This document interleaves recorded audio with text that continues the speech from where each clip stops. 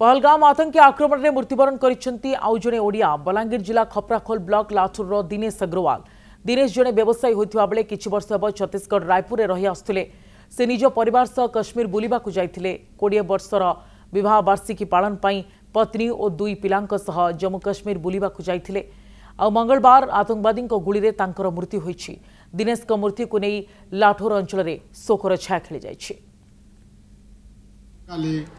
पहलगाम आतंकवादी हमला रे लाठोर जन्मित दिनेश अग्रवाल मृत्यु घटी। मृत्यु कथा शुणी अंचल में शोकर छाया खेली जाइछि। से जने बहुत मेलापी लोक थे। जन्म लाठोरे सेठारे बढ़ी खेली पढ़ी पाठ पढ़ी और व्यापार पर से रायपुर जा बसवास करुले।